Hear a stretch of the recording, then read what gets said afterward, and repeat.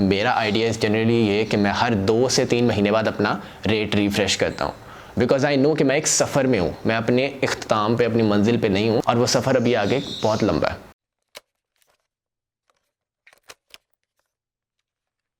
Assalamu alaikum everyone, welcome back to my channel. This is Khalil and I'm on a mission to help 100,000 people make a living online.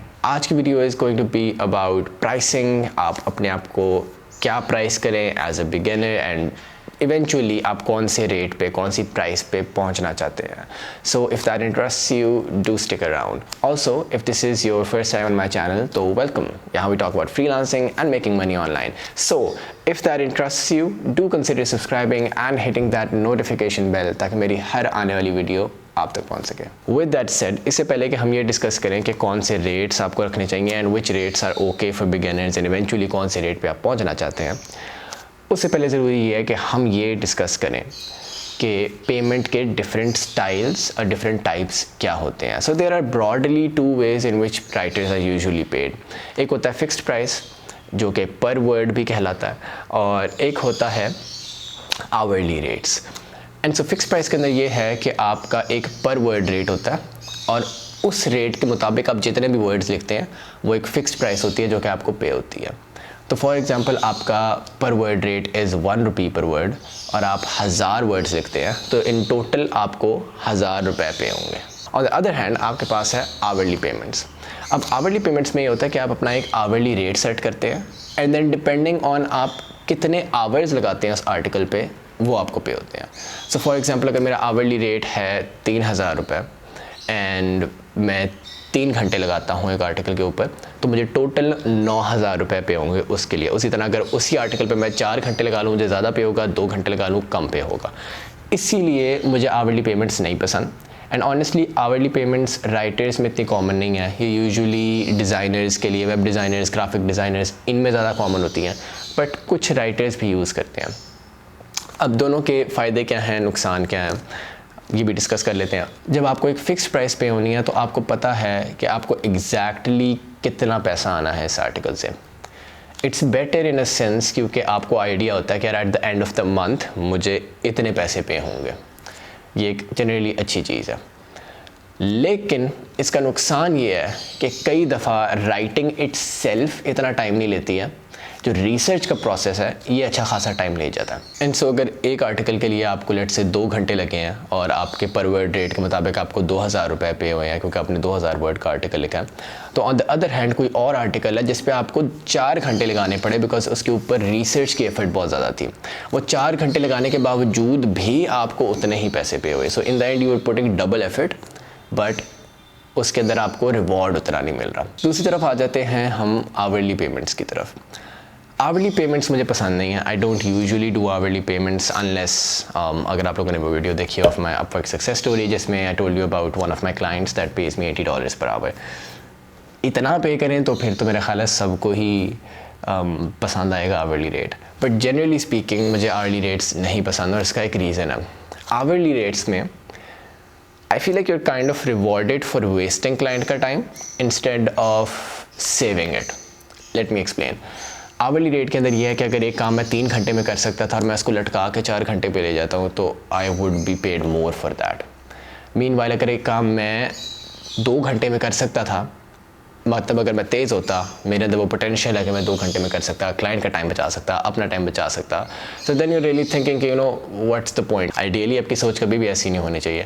At the back of your mind you obviously no the faster you go the lesser you will be paid. سو مجھے generally payment کا طریقہ پسند نہیں ہے. I also like knowing کہ کتنا مجھے at the and of the day آنا ہے.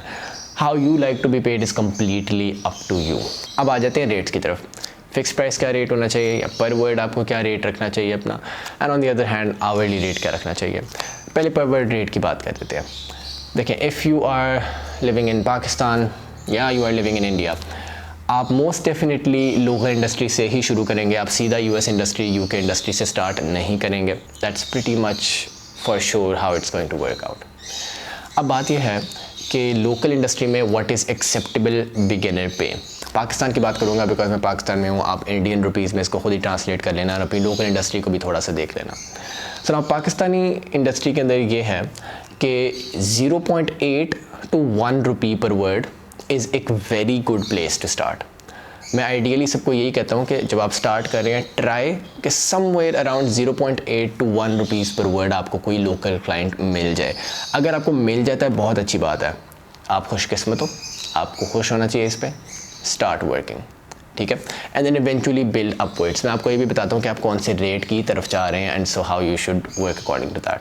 लेकिन ये बात भी डेफिनेट है कि हर कोई 0.8 से लेकर 1 रुपी पर वर्ड पे नहीं स्टार्ट कर पाएगा, and that's the unfortunate truth. So इससे आप नीचे कहाँ तक जाएं तो it's okay. I guess it varies from person to person. हर बंदे का अपना एक नज़रिया है, हर बंदे का अपना ओपिनियन है. मेरे ओपिनियन के मुताबिक अगर आपको बिल्कुल कोई काम नहीं मिल रहा and you want to start 0.6 rupees per word से स्टार्ट करना, 0.6 rupees per word and above is okay. अगर आप स्टार्ट करना चाह रहे हो, थोड़ा सा बर्दाश्त कर लो for a while and then eventually start growing and keep growing for a while. जब हम आवरली रेट्स की बात करते हैं तो आवरली रेट्स यूजुअली पॉसिबल ही नहीं होते हैं अनलेस आप किसी ऐसे प्लेटफॉर्म पे काम करते हो जहाँ पे आवरली रेट्स एप्लीकेबल हैं, जहाँ पे आवरली रेट्स की ऑप्शन होती है, जैसे कि अपवर्क. जितना मुझे पता है, I am not a fibre expert, लेकिन जितना मुझे पता है फाइवर के ऊपर आवरली रेट्स नहीं होते हैं, अपवर्क के ऊपर होते हैं. सो पहली बात तो ये कि आपको आवरली रेट्स बनाने के लिए ही पहले अपवर्क पे होना पड़ेगा, और अपवर्क पे बिगिनर्स कभी भी नहीं होते हैं, ये चीज़ ध्यान में रखना. So by the time you transition on Upwork, also मुझे थोड़ा सा और एम्फसाइज करने दें इस पर. बहुत से लोग मेरी अपवर्क वाली वीडियो देखते हैं एंड देन उसके बाद दे हैव बीन कॉन्टैक्टिंग मी कि यू नो हमने अपवर्क अकाउंट बनाया, हमें सबमिट नहीं आ रही, हमसे नहीं हो रहा, हमसे वो नहीं हो रहा, हमें क्लाइंट नहीं मिल रहा. Upwork is not a beginners platform. Please, अगर आप बिल्कुल बिगिनर है, डोंट स्टार्ट फ्रॉम अपवर्क. मेरी एडवाइस ले लो, इस पे अलग से वीडियो बनाऊंगा on Upwork, how to start, वो सारे कुछ हम अलग से करेंगे. एनी हाउ, आवरली रेट्स की तरफ आ जाते हैं. सो बाय द टाइम आप अपवर्क पे पहुंचे हैं तो आप कोई इंटरमीडिएट लेवल तक तो पहुंच ही गए हैं. So by that time you want to be charging around $8 to $10 per hour. मैंने ये रुपीज़ में इसलिए नहीं बताया क्योंकि अपवर्क के ऊपर आप रुपीज़ में चार्ज करते नहीं हो, या जो भी प्लेटफॉर्म होगा जहाँ पे आप आवरली रेट अपना रखोगे सो प्रॉबली रुपीज़ की ऑप्शन ही नहीं होगी, डॉलर्स ही की ऑप्शन होगी. अब वो आप कौन से टाइम पे देख रहे हो दुनिया में, और वो रुपीज़ उस टाइम पे किस हिसाब से कन्वर्ट हो रहे हैं डॉलर से, सो वो आपको पता है, आप कैलकुलेशन खुद ही कर लें. So but you want to be somewhere around $8 to $10. अब जबकि मैंने आपको बता दिया कि भाई एक बिगिनिंग रेट क्या होना चाहिए आपका, दोनों फिक्स प्राइस भी, आवरली भी, तो अब मुझे एक्सप्लेन करने दीजिए कि where are you headed, where do you want to go. देखें, जब तक आपको अपनी मंजिल का नहीं पता, जब तक आपको ये नहीं पता कि यार मैं कहाँ तक पहुँचना चाहता हूँ, what is the max potential that I am aiming for, तब तक आप उस मैक्स पोटेंशियल पे कभी पहुँचेंगे भी नहीं. So here is the deal, you want to be paid $100 per blog post. हर ब्लॉग पोस्ट के लिए $100. सो दैट एसेंशियली मीन्स कि अगर फॉर एग्जाम्पल 1500 वर्ड्स की ब्लॉग पोस्ट है तो you can and should be paid $100 for it.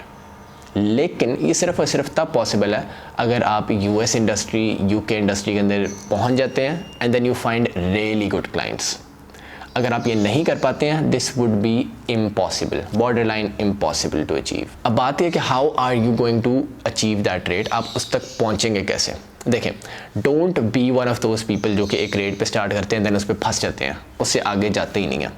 मुझे बहुत से लोग मिलते हैं that talk about you know हमारा इतने सालों का एक्सपीरियंस है और उसके बावजूद हमारा ये रेट है. और फिर मैं उनसे पूछता हूँ कि फिर one was the last time जब आपने एक्चुअली किसी जॉब पे अप्लाई किया था, एंड जैसे वो नहीं, वो तो कई महीनों पहले किया था आखिरी दफ़ा, ठीक है काम चल रहा है, एक रेगुलर क्लाइंट मिला हुआ है, तो देन रो किस बात पे रहे हो. You have to make conscious effort to grow. So that's the first point, you need to keep growing. That's the whole point of it. अगर आप आज 0.8 पे शुरू कर रहे हो तो मेरा आइडिया इज़ जनरली ये कि मैं हर 2 से 3 महीने बाद अपना रेट रिफ्रेश करता हूँ, बिकॉज आई नो कि मैं एक सफ़र में हूँ, मैं अपने इख्तिताम पे, अपनी मंजिल पे नहीं हूँ, मैं एक सफ़र में हूँ और वो सफ़र अभी आगे बहुत लंबा है, मैंने आगे और भी कहीं पॉइंट्स पर पहुँचना. And so today if I am, let's say example दे रहा हूँ, एट 0.8 2-3 महीने बाद आई एम थिंकिंग अबाउट 1, और फिर उसके 2-3 महीने बाद I am thinking about 1.2 rupees per word.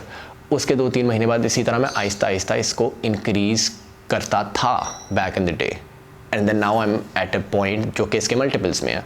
So that's how it works. You make a conscious effort to grow. Secondly, you make a conscious effort to appear as a professional.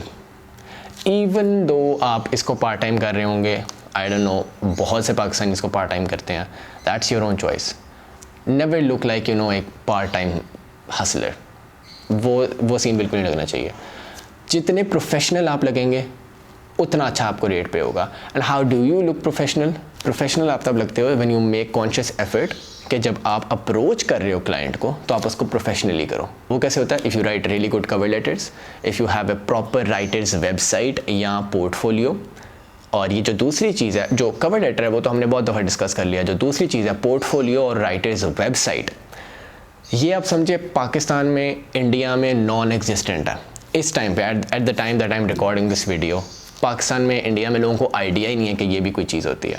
اور وہیں اگر آپ باہر چلے جائیں, آپ یو ایس اے میں, you کے میں دیکھیں تو وہاں پہ بہت کامن ہے. وہاں پہ ہر ایک بندے کے پاس جو فری لانسنگ کر رہا ہے سمجھے اس کے پاس اپنی ویب سائٹ ہے ہی ہے.